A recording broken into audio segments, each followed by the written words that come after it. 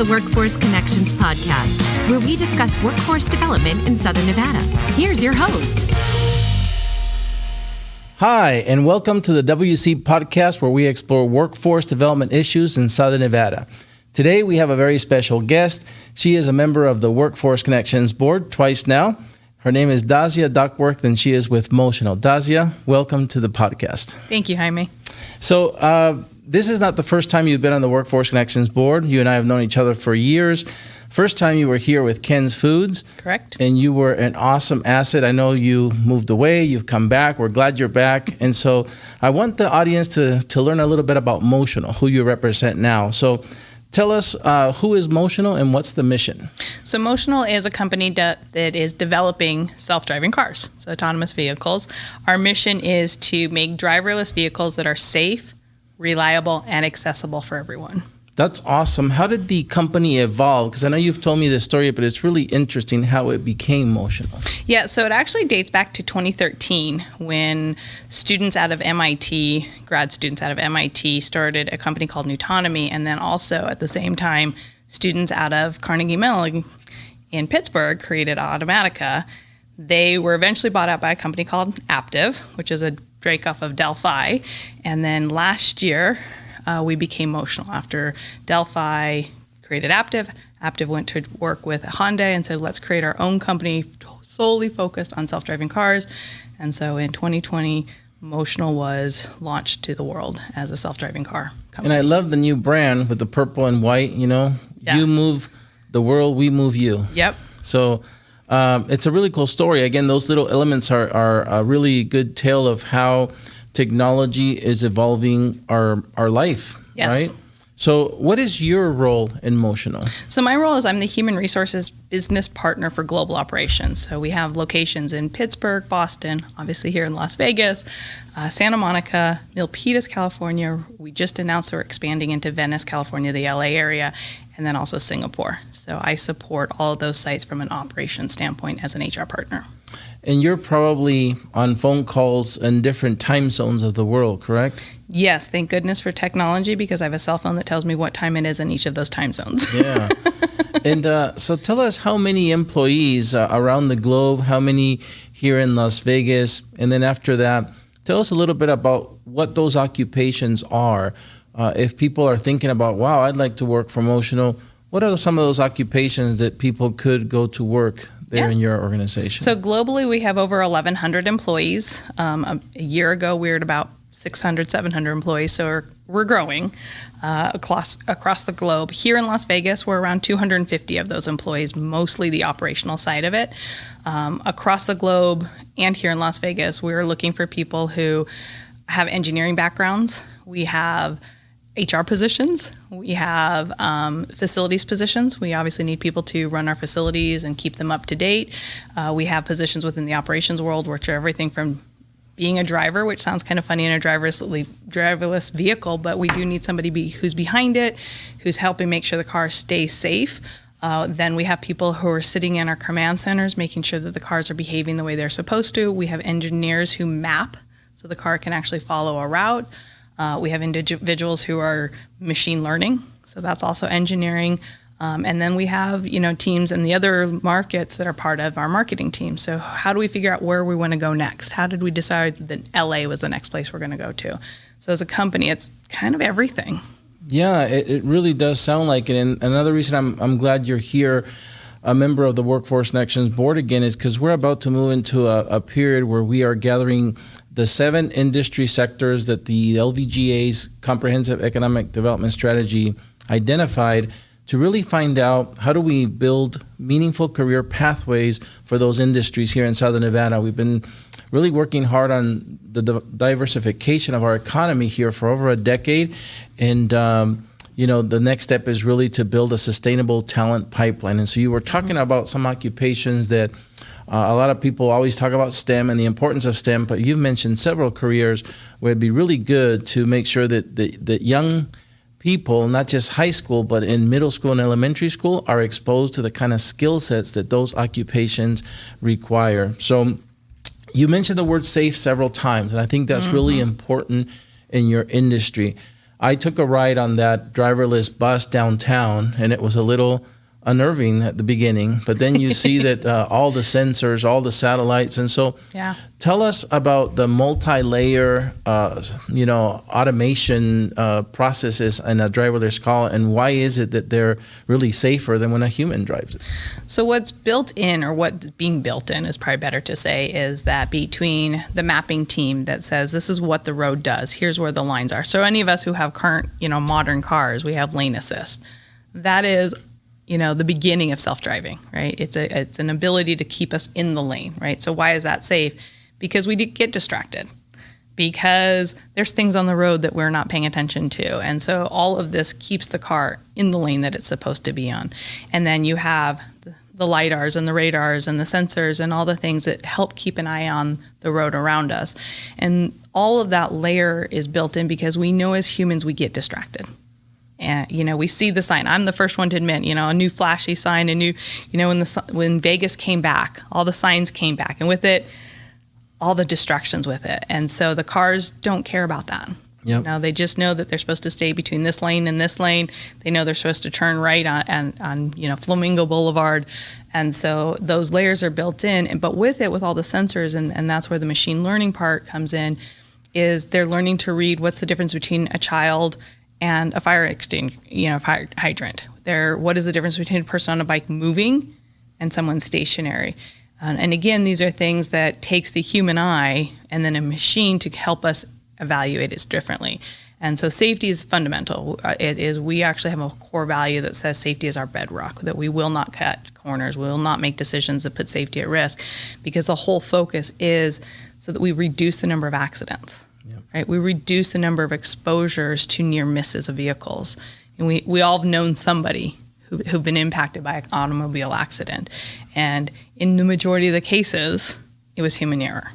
Right, we take great pride in the fact that in 2019 we were on the Strip, busy year, things were booming, pandemic hadn't hit, and we had 31 incidences in which none of it was our fault. Right, so it was all humans of driving other vehicles, coming into contact with our vehicles, and nobody was injured, right? So that is the point of what we're doing, and it starts from how do you handle driving in a vehicle, so the ability to be stationary and calm and focused, to the technicians, right? So that's part of the world that a lot of us people forget. I talked about it in manufacturing. Who fixes the machines? Who's going to put the sensors back on when they need to be? So you have technicians, so people who've gone to school to learn how to fix a BMW are now working for us, helping make sure these cars stay on the road. And then you have the engineering world behind it that's building layer upon layer of how do we make sure that the car behaves as good as we did when we first learned how to drive and better. Yeah. Yeah, you keep touching on that subject. I think that the audience, will find interesting that these are the occupations of the future. If we talk about robotics and automation and artificial intelligence, the impact they will have on the world is a different workforce. Like you said, these tasks that will be replaced will go away, yes, but new tasks will emerge, which is, again, who designs, programs, builds, maintains these robotic automated functions, sensors, systems. And so what I'm happy to hear, as you said, is the data is showing that these driverless or autonomous systems are safer than when humans operate them. And so, and I think all of us have been on the freeway and looked over and seen, somebody looking down to a cell phone, or a parent turning back to calm down, to their children in the back. And so it is frightening to be going 70 miles an hour and seeing that. So tell us how post-pandemic you're hiring. Obviously, your company continues to grow. What do you see in those job seekers? How have they changed? What's important to them when they look for a job now? And so how has this pandemic changed the labor market? So the biggest change, and I would say all employers are seeing this, but we definitely have adapted the best we can, is more and more employees have discovered how important their personal lives are, how important their personal safety is, right? So most of us had time home, and where it's like, I myself am a mother, and I had to put my kid through school while I was working, and the flexibility of working from home while he was in school from home really showed that, there are things that my job doesn't need to be done at the office. And so as an organization, we've really evaluated what jobs can be remote, what jobs can be hybrid, what jobs only need to be flown in for special projects. We've mastered the art of interviewing via Zoom, which, had you asked me 2 years ago, I would have been like, no, I want to see the person. And so employees want the flexibility. They want to know that employers are listening to them. They want to know that they're being heard. The hard part of some of what I do is we need people in vehicles. You can't do that remotely yet. Right. And so how do you convince people that you have a safe work environment? And so, again, Motional has done a lot of work ensuring that, we not only meet but exceed local, state, and federal guidelines when it comes to being in safe work environments. We make sure that people have access to testing and vaccines so that when they're at work, they can focus on the work that keeps us moving forward, right? Because at the end of the day, not only is it about safe vehicles, it's reliable. We want to make sure they're also accessible. So it's not just can somebody go and buy a Tesla, but can somebody take a bus to work from a neighborhood that they can't afford a Tesla, but they can still participate in society. And that's a very important part for us. And that's the flexibility of saying, what does our community ask of us? What do our employees ask of us? And how do we deliver? Because at the end of the day, you still have, investors that want to make sure the product is happening. And it's a constant dialogue between all sides. Absolutely. Dasya, a year from now, if you could look into the future, what would you like to be able to say you accomplished as a member of the Workforce Connections board, right? We have 12 months. Again, you have a 3-year appointment right now. You've been on our board before. You know the work. If you could single out a thing that you could say, you know what, a year from now, I want to be able to say that I, as a board member, accomplished this, what would it be? There's 2 things. All right. There's what I want to do as a board member for my organization, and then there's what I want to do for my community. So The first part is, we have announced that we're going driverless. We're going to have robo-taxis in 2023, which is give or take 12 months from now, right? And so we have individuals in the organization who, technology wasn't what they were born with. And they're learning how to adapt from being in a vehicle to what does it look like to be outside of a vehicle. And I want to make sure that they have all the right opportunities and growth and access to be able to grow with the organization. And then I mentioned I'm a mom.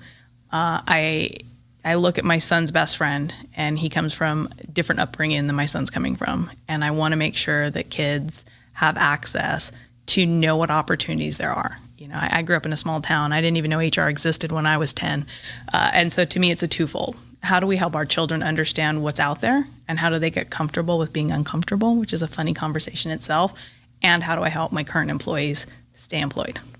That's great. You touched on the last question I had prepared for you, and I'm glad you did, because it is, in a way, you talked about upskilling the existing workforce, as we call incumbent worker training in our world, but you also, again, touched on the talent pipeline. How do we prepare who today are very young people to one day enter the workforce? And so on our board with you, one of your peers is Jesus Jara, Dr. Jara, the superintendent of the school district, Federico Zaragoza, who is Dr. Zaragoza is the president of the community college. And so I hope that you will find, being on the board with them, if you will, the opportunity to do the work that you just said that want to accomplish, because you can be able to help us shape those meaningful career pathways in those systems to make sure that Motional, others in the autonomous, systems, whether they be factories or whatever, also benefit from those career pathways. Yes. So I'd like you to maybe give us some departing words, some goodbyes until we see you again, so we can move on to the next portion. I think my departing words would be, all of us need to understand that technology is here. Some of us didn't grow up with it. We've learned it as we've gotten older. But I would say that, it's embracing technology and finding ways to incorporate it in a way that it still honors what our planet is all about. And it's encouraging ourselves as adults to step outside of comfort zones, so therefore our children and our youth can step in and realize that opportunities are everywhere. Sometimes you get to create them. Because growing up, I would never have thought about a self-driving car. The Jetsons were a cartoon for a reason. And so I think all of us have it, have that responsibility to step back, observe, and embrace. Dasya, I couldn't agree more. I want to thank you and Motional for serving on the Workforce Connections board and for being here today, joining us for our podcast. Thank you so much. So that's it for today for the WC podcast. We hope that you join us at another episode. Until next time, stay safe.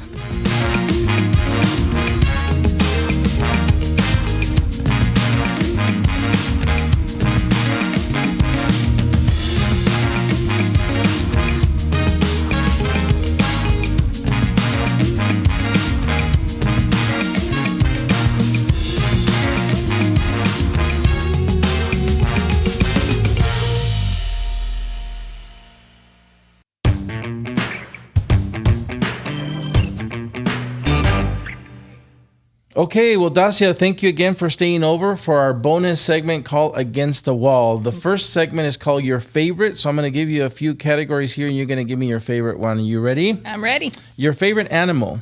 My favorite animal is a blue whale. Favorite food? New Mexican. Funny movie? Oh, funny movie. When Harry Met Sally. Great one. Favorite place to go with your family? Ooh, that's a hard one. So I usually always go home to New Mexico where my mom lives, but I've promised my son one day we're going to Australia. So I'll take both of those answers. That sounds really good. Who's your favorite soccer player? My son. And what's your favorite soccer team? The Lights. Great. What's your favorite holiday? Ooh, it's a toss-up between Halloween and Christmas. Your favorite way to relax? Spa day. Okay, you've made it through the first segment. The second segment is called Tough Choices. Okay. And we're going to start with, do you like vacation or staycation? Oh, I like vacation. Are you a night person or a morning person? Mid-afternoon. Would you rather lose sleep or skip a meal? Skip a meal. Would you rather owe money or owe a favor? It's a tough one. I'd rather owe a favor. I don't mind owing favors. All right. Are you more of a city person or do you enjoy the countryside? Oh, both. Now, this one's kind of weird, but if you had to choose one, would you rather be sweating or shivering? Shivering, easily. And with dinner, do you like red wine or white wine? Depends. In the summertime, I like white, and when it gets warmer, cooler, I want the reds. Very nice. All right, we're rounding the corner to the last segment, and it's called Finish the Sentence. I'm going to give you a few unfinished sentences, and you will finish them for me. Are you ready? I'm ready. Not many people know Dasya likes to... Downhill ski. All right. Besides English, Dasya also speaks... Espanol. Sí. If Dasya had a reality TV show about her life, the title of her show would be... Life with D. I like that. 3 words that describe Dasya are...